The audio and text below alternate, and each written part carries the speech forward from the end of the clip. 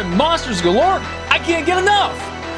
Well, howdy there, Scream Freaks! Deadwest and Billy here, and if you haven't heard yet, the biggest, baddest documentary on 80s fright flicks returns with even more scary film factoids with In Search of Darkness Part 2!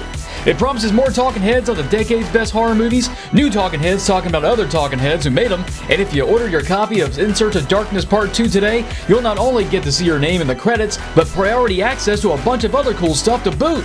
This offer's only good through the end of Halloween, so jump on this deal today with a link in the description below. I'll see you later, Scream Freaks!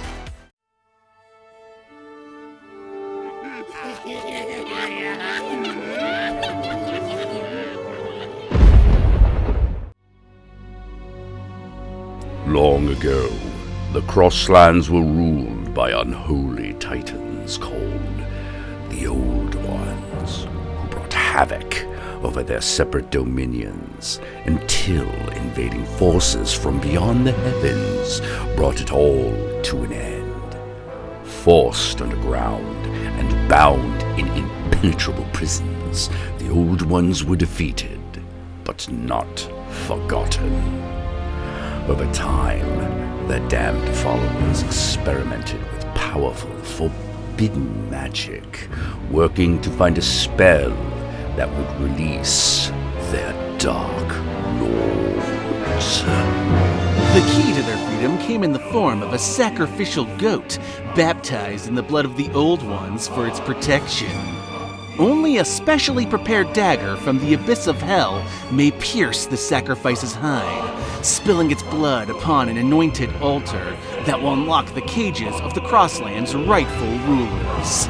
The sacrifice fought against its destiny, however, and disappeared into the Crosslands. For many moons, the Old Ones' herald rode the lands in search of their master's only means of escape, and finally found it under the protection of a nomadic outlaw. After an ensuing battle, the heralds retrieved the sacrifice and returned to the underworld to complete the unfinished ritual that will return the Old Ones to their former glory. Yeah, I think this is our best scribing yet. Hell yeah, but I can't help but think we're leaving out some very important details. Oh shit! Fuck! Oh my god! Fuck my skin! I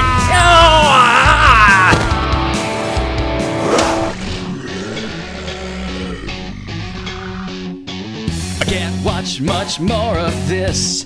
It's not scary, it's just shit. Paper mache and painted laser rays, dumbass monsters made of clay. If you want to scream, come scream with me. Scream, soup, scream, soup. If you want to scream, come scream with me. Screaming soup, screaming soup. What the hell is this supposed to be? Action, romance, or sci-fi comedy? I just don't have fucking time for this shit. Bring on the blood and show me the tits. If you wanna scream, come scream with me. Screaming soup, screaming soup. If you wanna scream, come scream with me.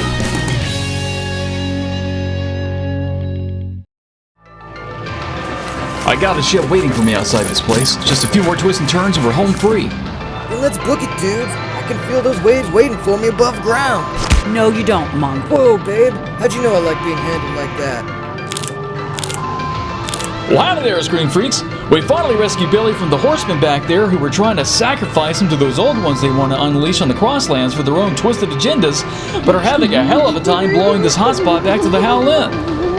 Well, it wouldn't give to be a cowboy ninja right about now to get us back to our ship.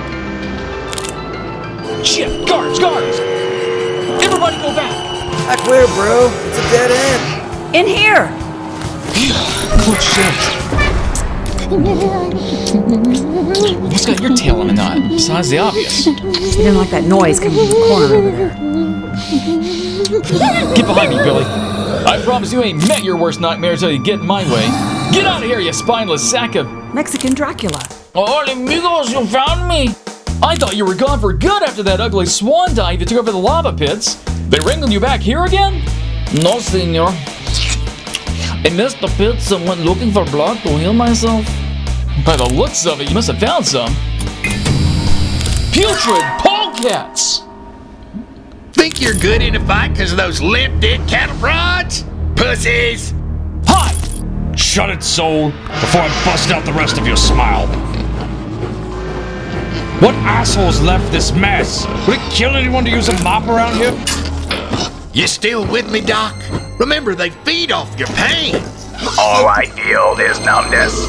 Grab a soul whose eternal damnation can be cleaning up this mess. Roo-the-roo! I know you're in there.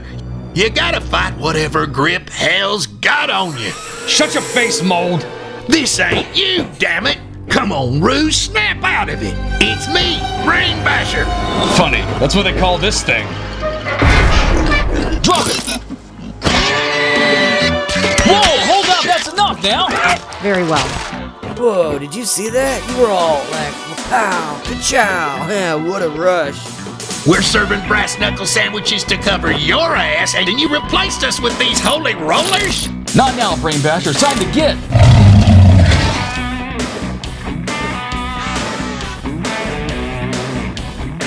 Almost there, keep moving!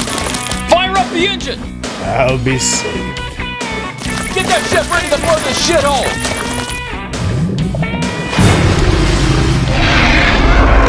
Tapeworm!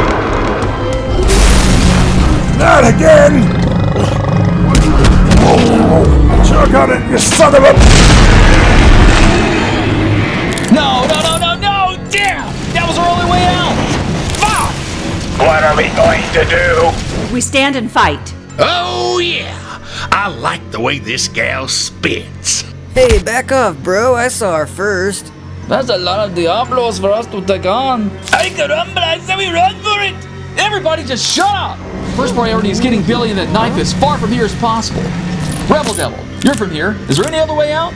I don't know. Let me think about that. Oh yeah, duh. The bullet train. It's been closed forever, but you guys are pretty smart. You might be able to get it running again. Take us there now!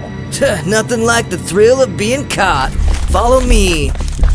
Well, this might seem random, Screen Freaks, but constantly worrying about the end of the world this season's been exhausting.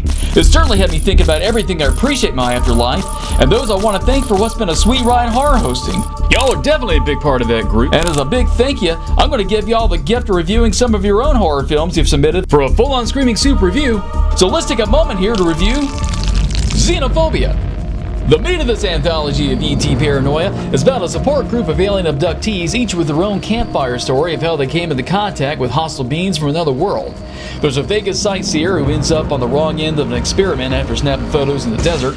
A wife whose camping trip to the Rockies leaves her single after circus freaks from the stars try smuggling Kryptonian-looking weapons in her husband's chest. A woman with a confusing story from California about her man-hating psycho squad getting gobbled up by a thing wannabe. And Brain Stevens even drops by with her own unbelievable tale of terror, looking for help after believing her daughter was beamed up during a babysitting gig in Texas. All's well and non-judgmental at first, but the more stories these tinfoil 11 survivors share, the more they realize details ain't adding up among their different encounters, and one of them might be a tourist, or worse, there's more than one hostile race of ETs looking to invade their ball of dirt, and they're all listening in on their heart-to-heart right now! I don't know what's going on. Hunkering your tailbones at the sours of these saucer scares is a pretty mixed bag of varying enjoyment. There are segments that are well done but mildly interesting at best, others that are laughably bad but fun, and then there's this tolerance tester that's almost too frustrating to watch. When Melanie throws her hat in the ring for her up-close encounter with the third kind, she spins yarn about a government agent tailing an ET on the run, then jump cuts to the middle of a backroom interrogation where a house full of abused women go nuts on a guy they think was trying to kill his wife in the woods. He keeps warning them it's not what it looks like, and the woman they believe they're saving in the next room is a flesh-eating ET. But thanks to shitty negotiation skills and blind female empowerment, their haven for battered gals quickly turns into Outpost 31, and everyone ends up lunch meat for a shape-shifting space booger that temporarily assumes the identity of his meal. Sounds simple enough, and there's some pretty sweet effects as you can see, but putrid polecats, it's the devil in the details that leaves me confused and pissed with this story, having more holes than a chunk of spoiled moon cheese. The second this sucker lifts off, there's so many wild accusations being thrown around in Melanie's story, I get all turned around trying to figure out who's who to who and what exactly brought us here. One of the most confusing things is this human pincushion who claims to be this flick's version of the Men in Black. I was fairly convinced he was the agent-looking fella on the hunt at the beginning of this short, because otherwise, what's the point of that scene? But turns out it's two completely different actors. Can't we replace this waste of time with our star agent being ambushed by these broken women while choking his wife out instead? And there's another thing. Why do they think she's his wife? This woman could just as easily be his girlfriend or obsession he's been stalking like a serial killer for all they know. But wife beater is the immediate go-to no matter how hard he denies it, which isn't that much. Are you referring to your wife, Kara? She's not a thing. That's not my wife. Not your wife like she's an imposter, or not your wife like you never had one. Clarity could be the difference between life and death here, hombre. Not to mention help the audience keep up with what's even happening.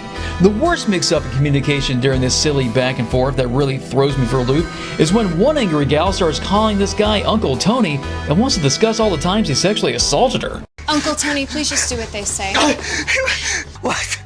Why do you still come in my room and watch me sleep? But you're crazy. My hands have been tied since you crazy broads brought me here. Again, are you saying you're her uncle but never touched her? Because most folks would have flat out responded with the declaration that they're not this damaged goods uncle, followed with the statement they've never seen her before tonight. Oh, Jesus! These women torturing him, I swear. I think the filmmakers might have meant for them to be seen as hot-headed survivors fired up over some vigilante justice, but they just come off like a bunch of raving psychos out for blood. You got this one scene chewing macho woman chomping at the bit to flat-out murder the guy. Their leader thinks it's time for a tea party, and they all blow up thinking he's checking out their asses whenever they leave the room.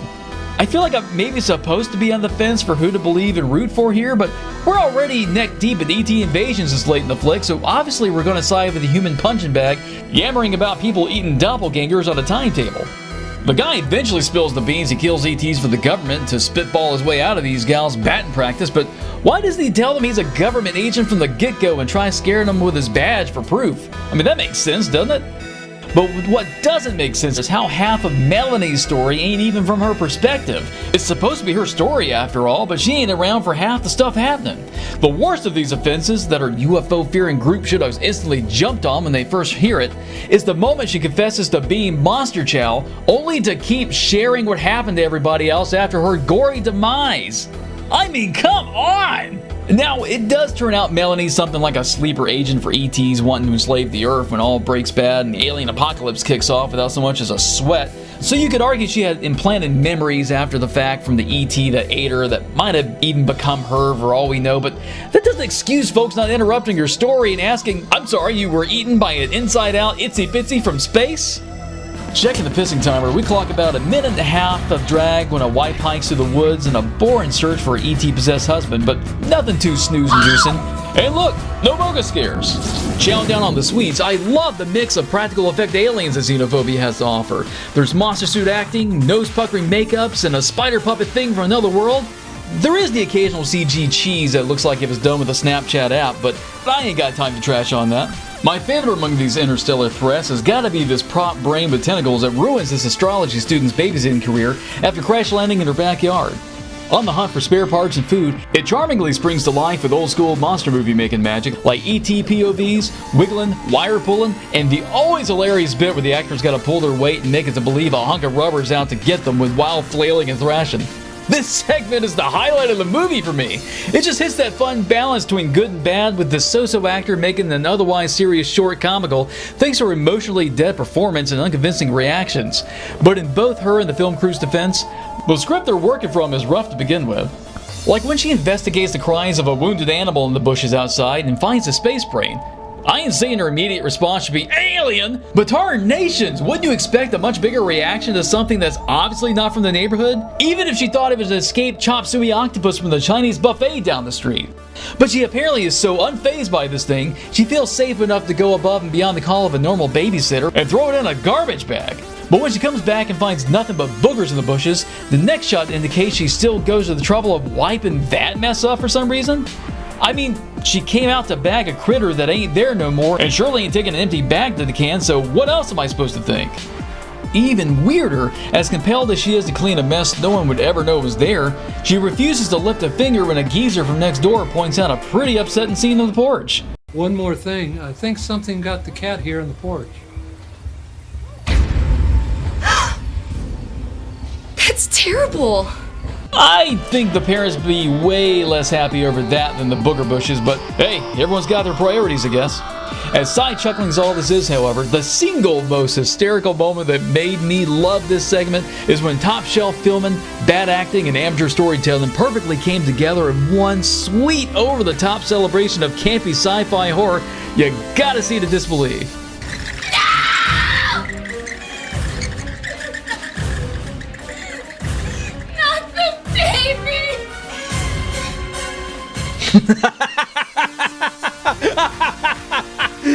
It's too much. I love it. Speaking of dead babies, let's set our phasers to kill because Xenophobia stacks a total of 9+ bodies. 9+ because while there's a slew of alien assimilations, decapitations, exploding brain baskets, and ripped apart cats, Something funny is definitely going on. there's some alien apocalypse action that's anyone's guess for a kill count and a handful of folks we can assume are killed, but being snatched by door-to-door mechanical arms doesn't always spell instant doom, you know? As for the boob count, nothing. Seems the filmmakers didn't want to take advantage of low-hanging fruit and exploit UFO labs for an excuse to get nudity in this thing, so I'm picking up the slack for you. Billy, let's nuke this extraterrestrial round table and see what it rates.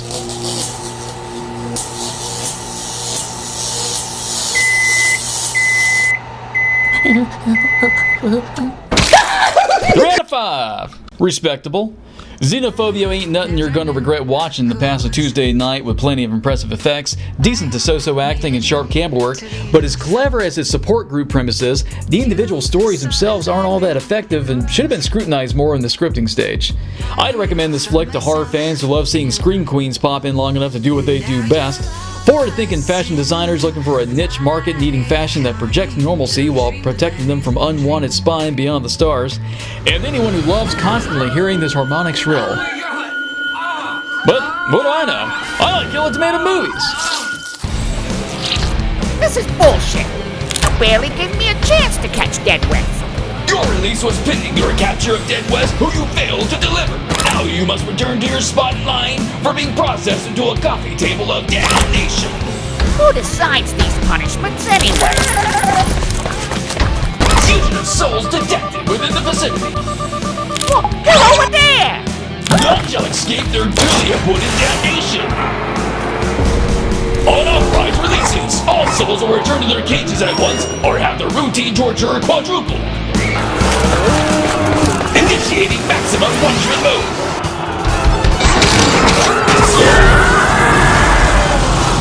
You robot.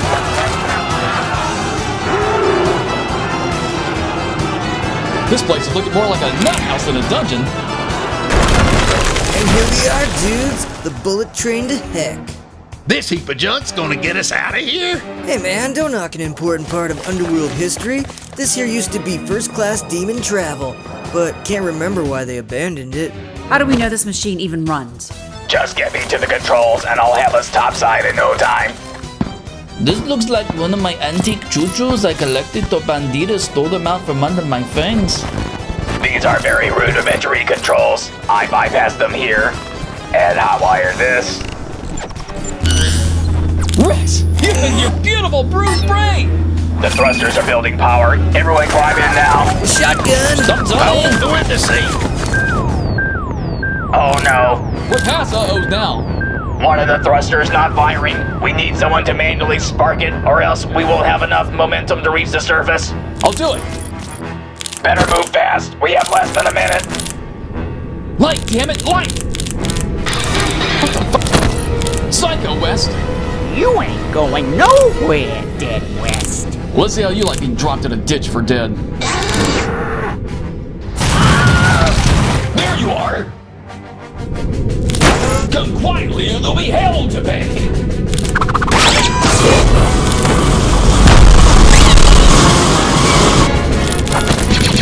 Motherfucker! Fugitive soul subdued. Next target locked. Close the door. Enter the vehicle and form a single file line for total execution. 3, 2, blast off!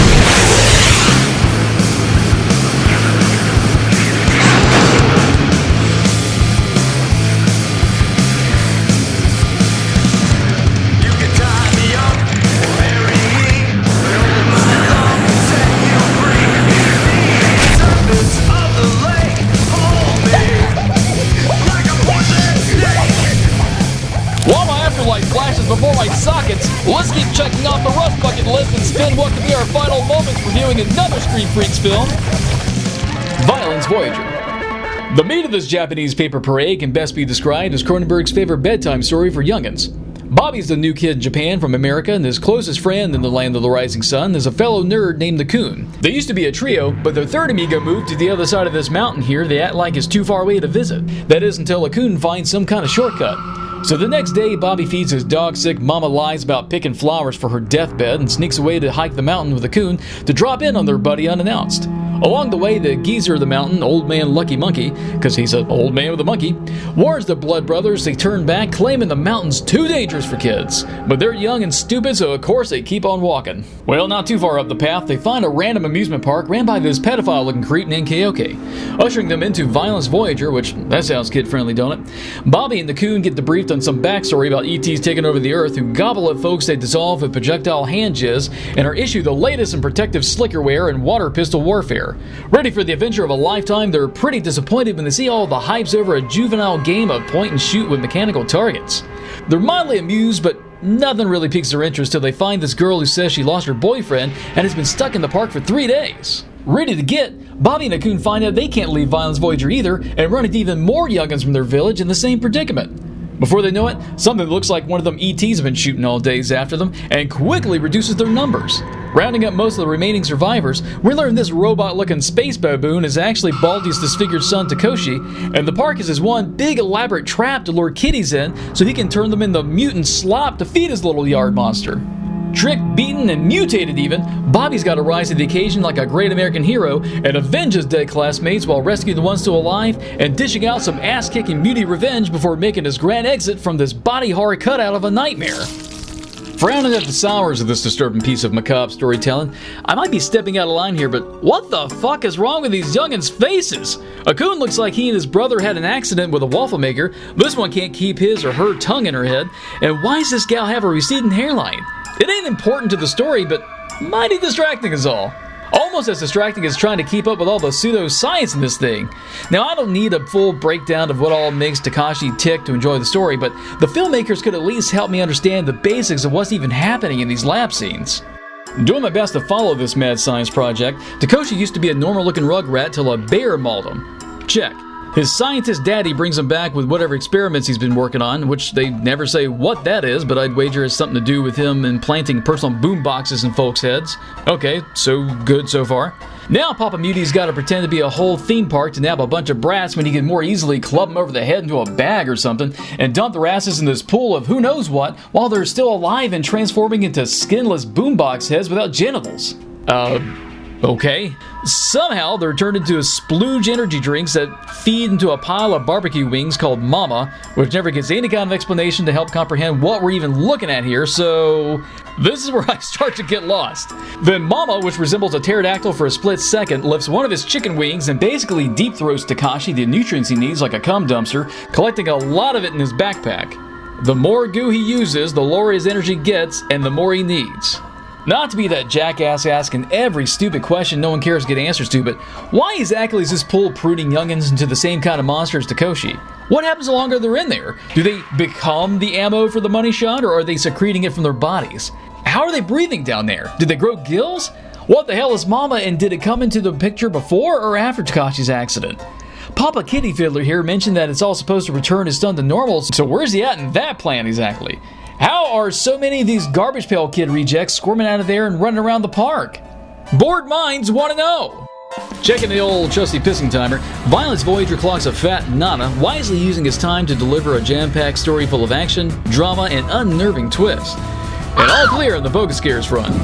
Drilling over the sweets of this flick, my two favorite things has got to be how it's animated and Bobby's revenge on the park. As you see, this ain't your traditional animation. Instead of the filmmakers spending all their time syncing lips with the audio or drawing every little action a character makes to create the illusion of movement, everything is a still drawing that's been cut out and kind of puppeteered in front of the camera. So it's sort of like live action animating, if that makes sense. Sometimes the artists go to the extra effort to add layers to certain characters, but every now and again they'll throw in some live elements to mix things up, like real smoke, fire, and sliding doors. Their favorite thing, however, is adding fluids for some gross out scenes. We got paper dolls drooling, vomiting, squirting, secreting. Ugh. The moments that really stand out to me, though, was the rare occasion someone does a full turnaround on their popsicle stick, and the shots of the lab exploding because it's just a bunch of fireworks blowing apart the cutout. As far as Bobby's revenge, this is when the movie takes a detour in resembling a video game based on a comic book origin. So Bobby's been through a lot at this point. A coon sacrifices himself to save him, his dad's killed when he comes looking for him, he runs into the one girl's lost boyfriend turned mutie who's revealed to be his buddy he set out to see in the first place, and the rotten cherry on top of this shit-smothered good time, Bobby himself is turned into a skin boombox head. Escaping by the streaks of his tighty-whities, Bobby regroups and strikes back with a vengeance to save his old buddy's girl Dr. Pedophile wants to marry to his son so they can do the nasty and create some new freaky breed of who knows what. Squeezing his disfigured butthole into one of Takashi's space monster suits like a tube of ass-flavored toothpaste to ease his inside-out pains, he arms himself with a door, a flame-throwing super soaker, and a ragtag attack squad of loyal critters. You heard me right. His injured house cat, who's already been presumed dead a couple times in this flick, Old Man Lucky Monkey's long-whiskered chimp, and the starving bat who eats anything put in front of him, no matter where it comes from. I guess beggars can't be choosers, but does this village not have a police force Bobby can call for help? But the surprises don't stop there. As soon as they storm the park like they're running through a level of Mega Man, they encounter their first boss, a big-ass robot controlled by Keoke's daughter. Well, now that's pretty damn cool, I gotta say. Once they bring that giant down, they move in for the kill, and it's an end-all showdown of the gushing vagina hands between Bobby and Takashi that literally brings the house down. Can't say I've ever seen that before. Counting the kills in this twisted Japanese fairy tale is pretty annoying, believe it or not. Every time I think someone's been tossed in that big recycling bin in the sky, they turn out to still be alive. Like these youngins who get cheese dip facials. Looks like instant death, right? But the Yard Monster's pop says they're still alive, which is just crazy when you look at them. I mean, this gal gets it as bad as any of them, but can't we count her as a goner since a fucking bat's chowing on her gooey mug? But anyway, our final body count for Violence Voyager is about 20 bodies. And while you might think it's sad to watch a gang of critters go down swinging, the real fucked up death is when Bobby finds his best friends at the bottom of a pit, dead and dying. Could you lay a coon here next to me? And now, I think it's time we got some sleep. Man, that's haunting. As far as nudity is concerned, it's there, but nothing you want to see. There's Monkey Dick, what I'm guessing is Bobby's inside-out asshole hanging out the back of his britches, and to prepare the day's catch for Takashi's next meal, Keoke strips each one of the kitties and hangs them like he's reenacting the hook scene from the original Texas Chainsaw. It makes sense for the scene, but couldn't they just hide their no-no bits like they do on Family Guy? For Rugrats, they could poke somebody's eye out with... putrid... Okay, enough of that. Billy, let's nuke the ingredients of this literal Pulp Fiction and see what it rates!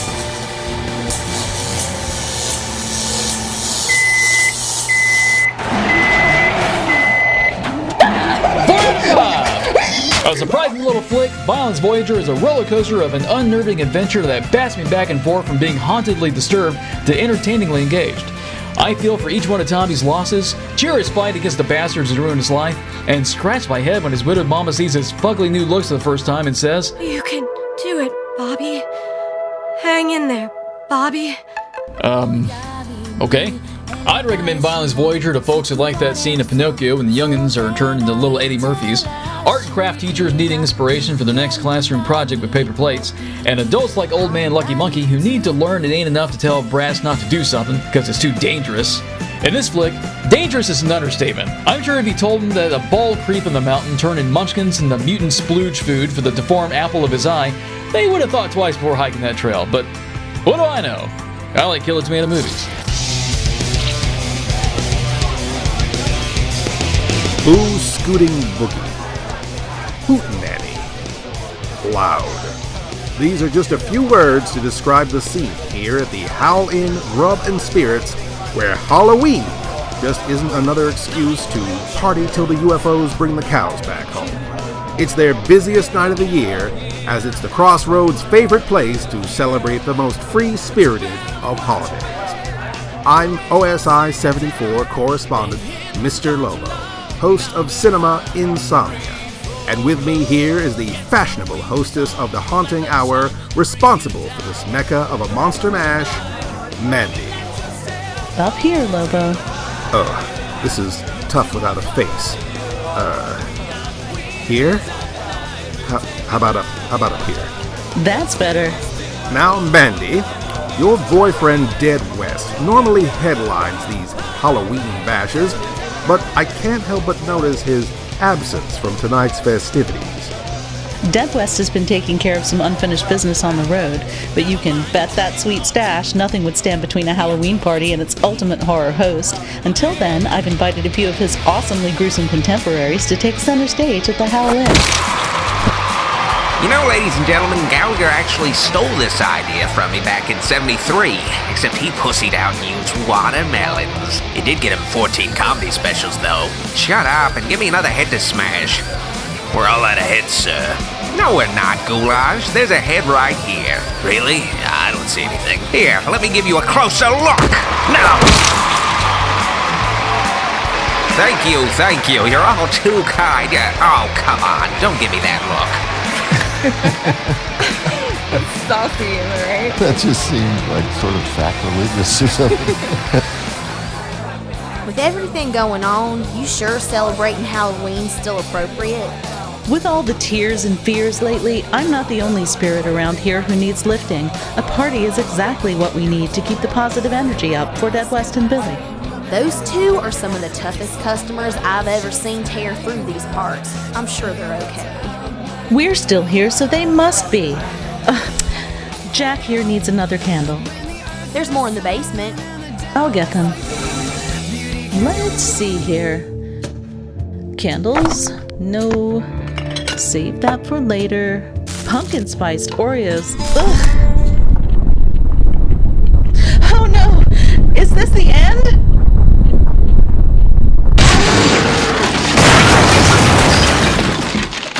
Deadwest!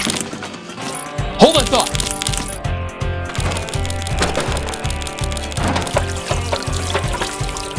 Oh, good to be home.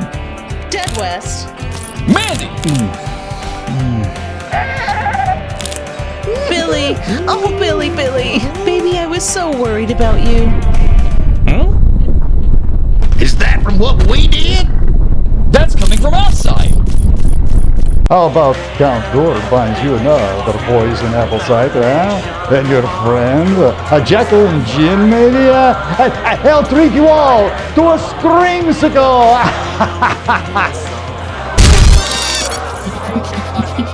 Numbskull! Jumping jack-o'-lanterns is Halloween already? You were gone for a long time, but I never gave up on you. Time moves differently in the underworld. Newsflash, right? What in tarnations is all that? Oh, hell.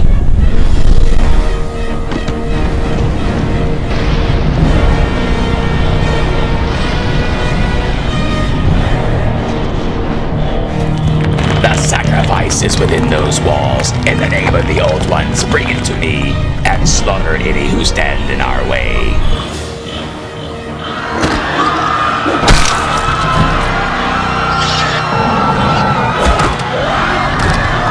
Wow, weird. What do you want, you demons? What do you want? Who are you? Hey! Need to borrow this. Where are you going, Deadwest? Alright, let's tear down that bar and start boarding up the door, Billy. What are you doing? Mandy, I love you, but as a ghost, you're a lot safer now than me and Billy. So what? You're gonna hide away until it blows over? Well, why not? We can be like one of those nuclear families. What about our friends? Look now, if those bitch spawn get their claws on Billy or the only knife that can hurt him here, that's it, game over. There must be a way to stop them. The Deadwest I know wouldn't run from a fight. There ain't no stopping them, Mandy. That's why we've been hiding this whole time. These are so immature. Look, just let Mama show you how to do it, okay? Would you agree with me that the Women in Prison movie is its own genre? It's not a subgenre of the prison movie. Sure. What is it, Billy?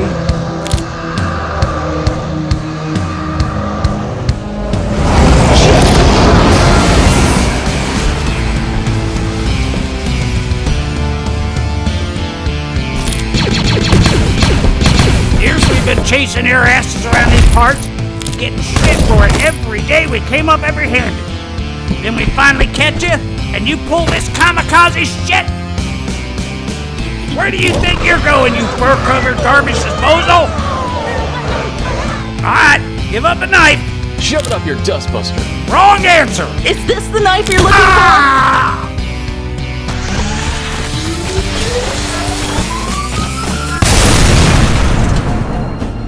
Mandy, what did you do? You two were in trouble. I just reacted.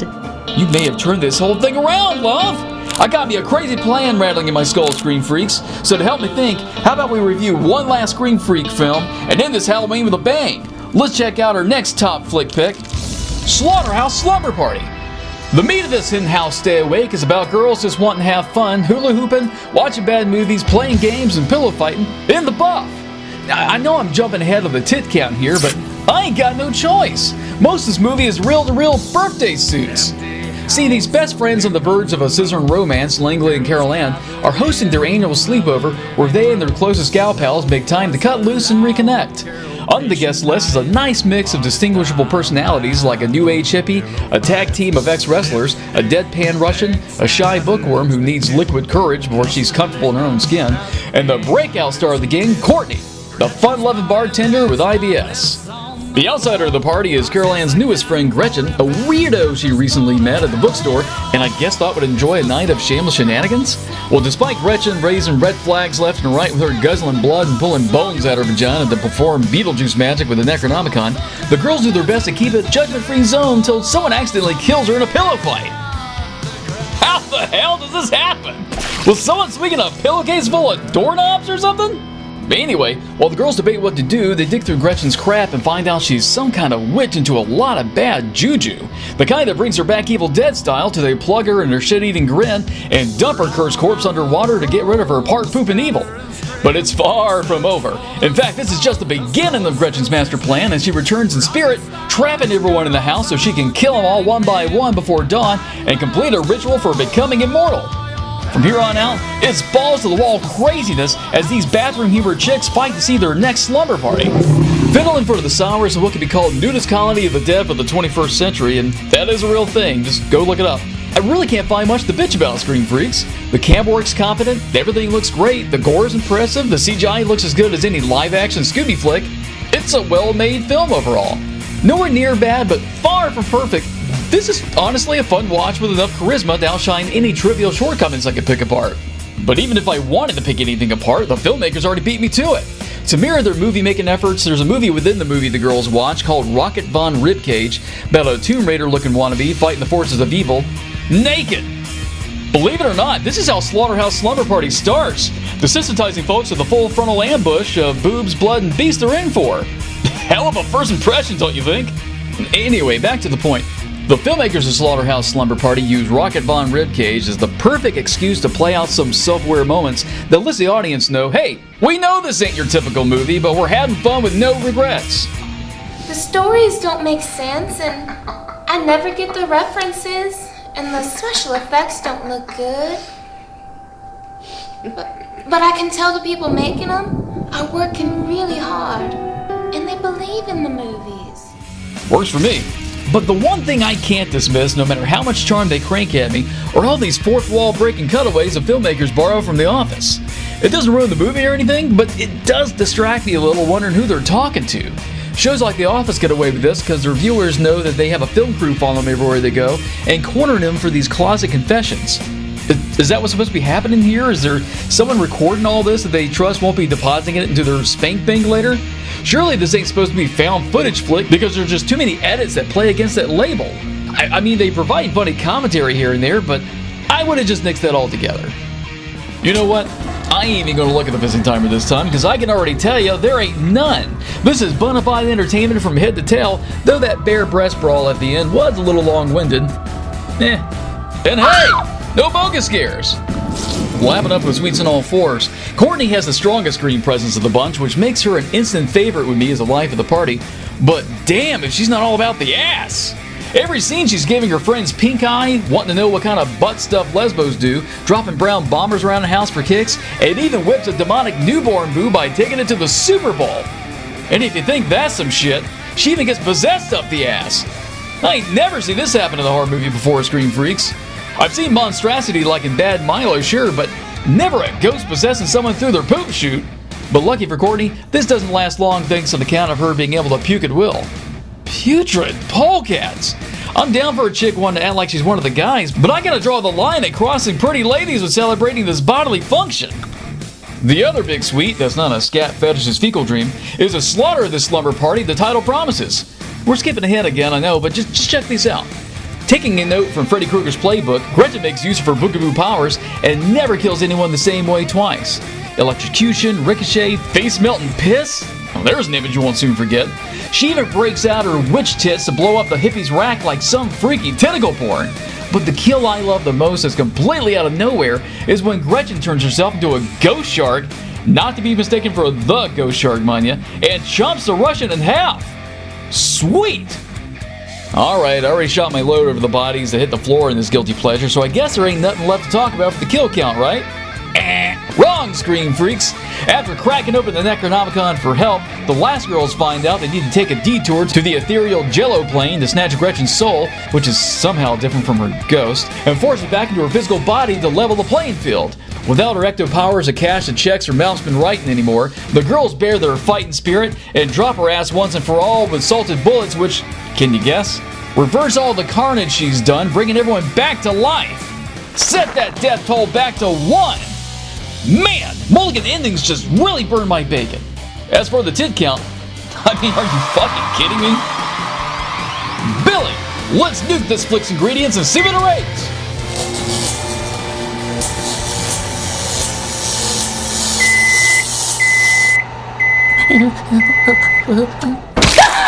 Three out of 5.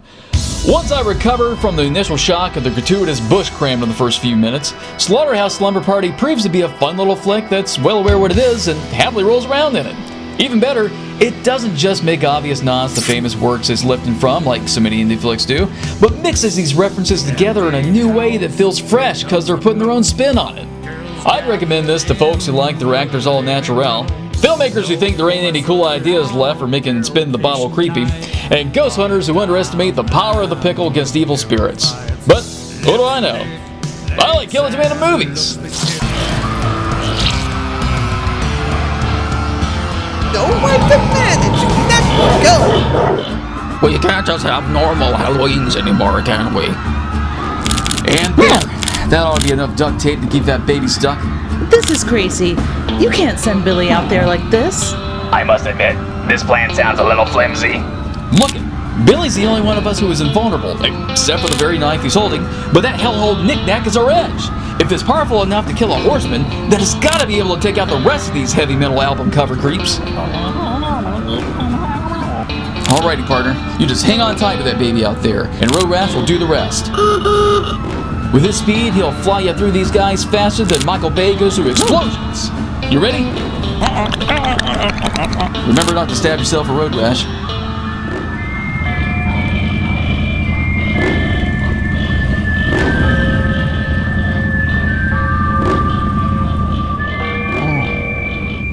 Believe in yourself, Billy, and your enemies will suffer a horrible fate, like food poisoning.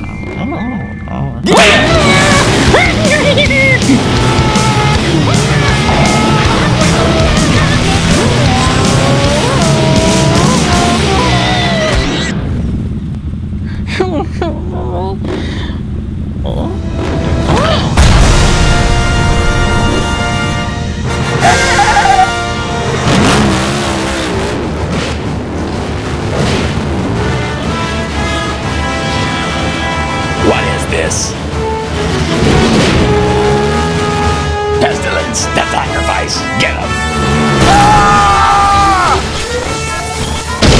Impossible!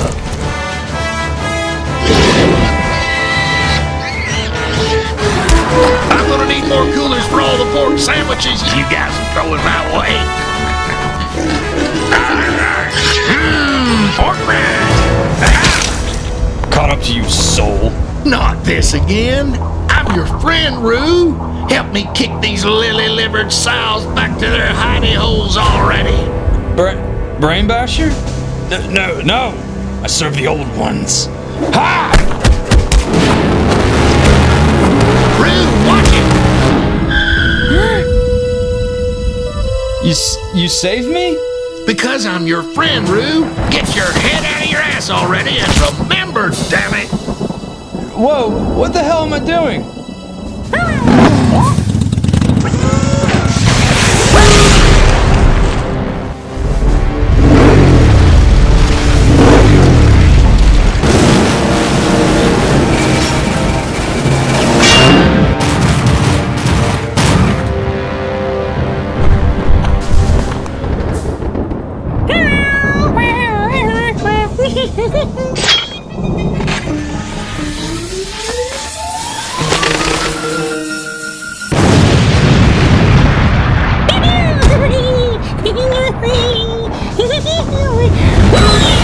Sacrifice. I'm not the one who normally gets angry, but you have tried my patience for the last time.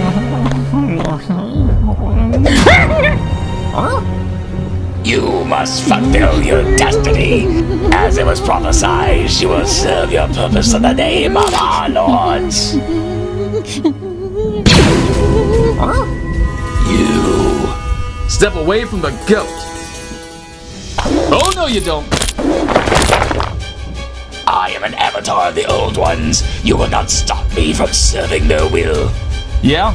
Well, I'm just a horror movie loving outlaw, and I still got a trick up my ribs. Tequila worms!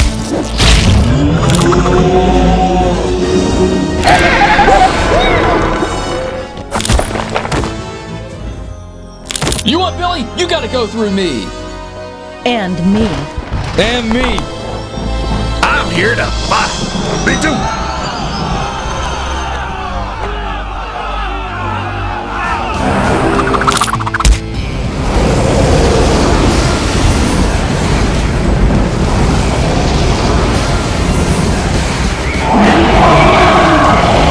One's kingdom shall be restored. The prophecy will be fulfilled. Thank Draven, that's over. Is it really? The old ones are still in their hidey holes and the Howling's still standing, so I'd say so. What do we do with these? That knife's pretty damn dangerous if it's the only thing between Billy's hide and the end of the crosslands. We'll have to hide these away somewhere for everyone's safety. I may have some ideas for where they will be safest. Well, sounds good to me, Bushifu-san. Okay. Survived to review another day, Screen Freaks. Well, let's get back to the Howling and get this Halloween party started, what do y'all say? Until next season, I'll see you later, Screen Freaks. So what was the worst part of hell? Besides not having a drink in months, not being with you. I guess we both survived that experience then. And once again, the Crossroads and Halloween are saved by the inebriated heroics of One Drinking Hole's regulars, rallied by a lone horror host with a passion for unleaded booze and awful killer vegetable movies. As he retires his pistol for the night in favor of slinging back shots with his friends he fought so hard for on this mischief night, we can only wonder what wild, weird West adventures will find him next. And with it, what movies it'll inspire him to share with us. This is Mr. Lobo, signing off. Thanks for watching. I'll keep my jack-o'-lantern light on for everyone tonight.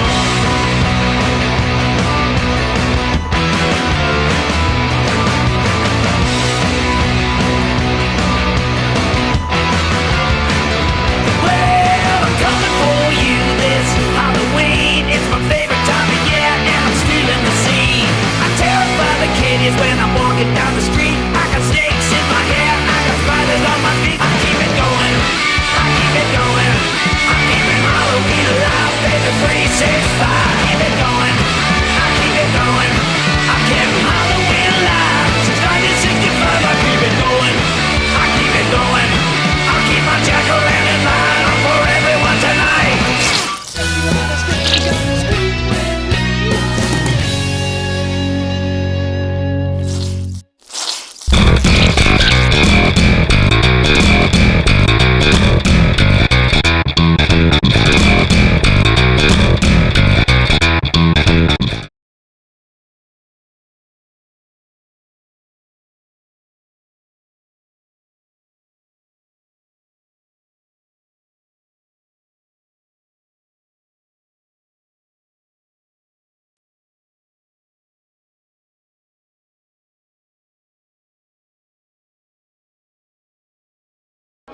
just like the death of me.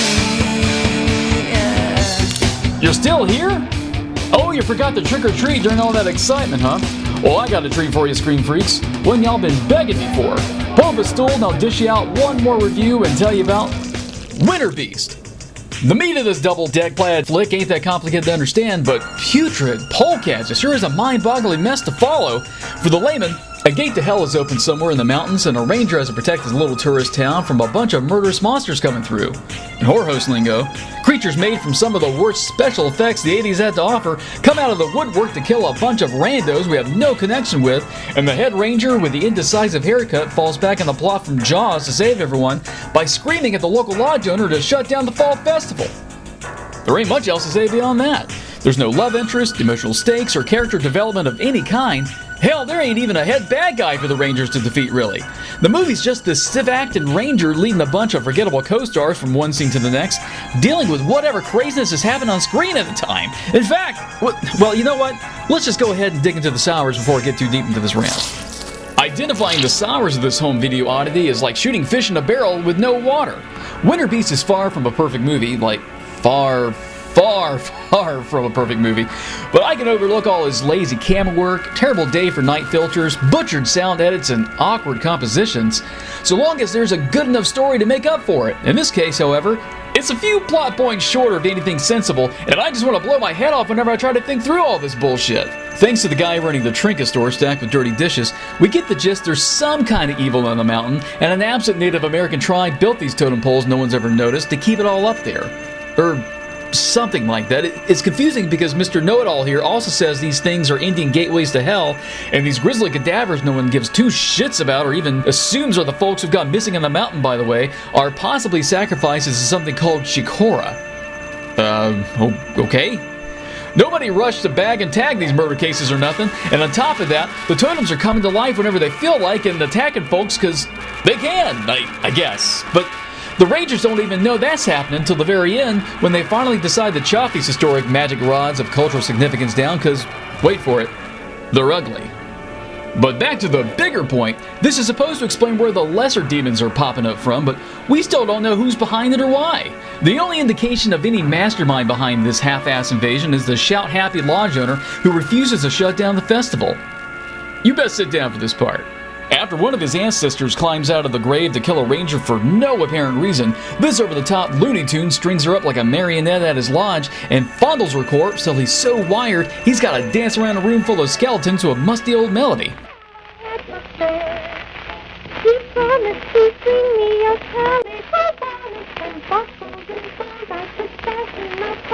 I hope it will go with the bunch of ribbons to fly up my bonny brown hair. It's killing y'all to know when I'm going to cut this off, ain't it? Alright. Thankfully, the ranger breaks up this tolerance test in two-step. Before they can shake him down for the facts behind anything going on, his fucking head combust. Tarnations! So we know the lodge owner had something to do with the monsters, but we get absolute dick as far as why he did it, and how he did it, or even to what extent he was involved with anything happening. And who the hell are these skeletons? Did the monsters dump their victims off of the lodge when the place was packed with tourists? Are they the corpses from the totems? Does no one have any appropriate reaction to these things because it's October and they think it's Halloween decorations?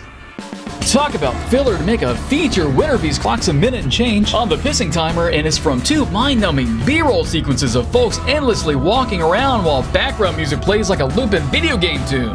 And while I would usually be more excited for the lack of bogus scares, I actually think that might have helped this Frankenstein flick.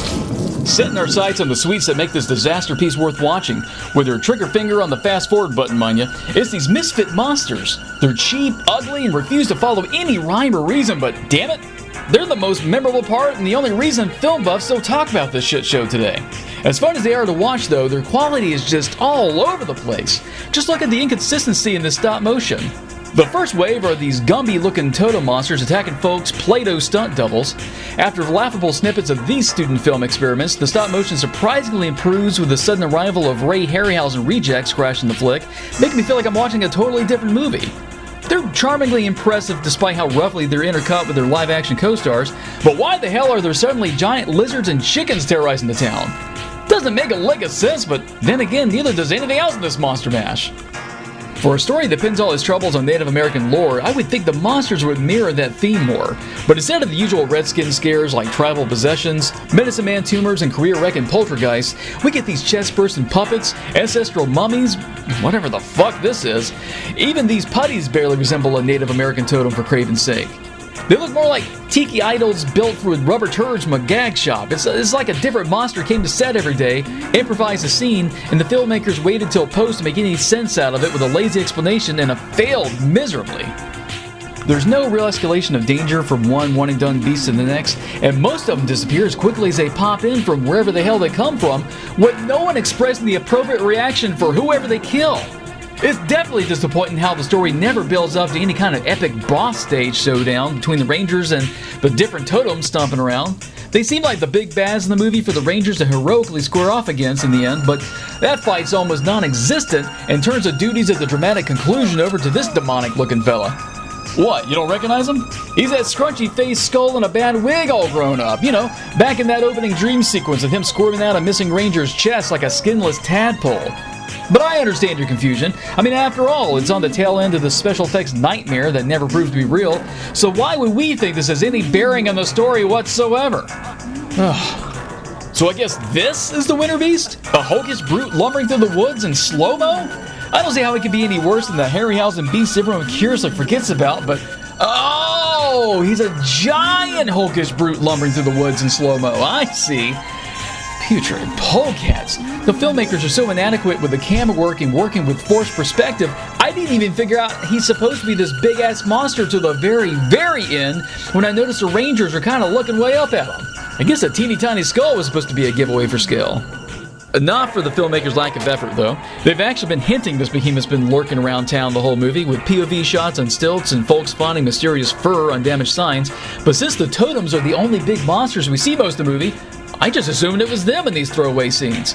We don't even know this guy exists to the last few minutes of the movie, and can only guess from the jacket that this is the missing Ranger mentioned at the beginning of the movie, which gives a late idea of just how long this winter beehole's been part of the story. Burns my bacon that fella didn't give up more of the plot before becoming a human matchstick. Licking our chops at the sweets of this hard flop kill count, Winter Beast stacks a total of 18 bodies no one seems the least bit fazed by. Not too shabby, but only half of these are on-screen kills, with the rest of them being set decorations no one cares to take to the morgue, much less identify for the broken families. And it's no contest, asking the impossible when it comes to the suspension of disbelief, but Play-Doh deaths are the best. Only thing better is when the one Ranger's literally scared stiff and eaten like a freestanding cracker. Priceless. And in addition to some sticky skin mags and nudie playing cards or Rangers pastime oogling, we get a long, laughable peek at a gal's tan lines while she struggles to act their most challenging co-star, her imagination. Alright, scream! This monster's huge, damn it! Bigger! Now run for your life! Wait, he knocks you to the wall! Don't knock the set over, don't knock it over! Anybody know if little Bobby is animating her with her shirt on or off? Fuck it, we'll worry about it in post. Moving on. Billy, let's nuke the ingredients of this flick and see what it rates.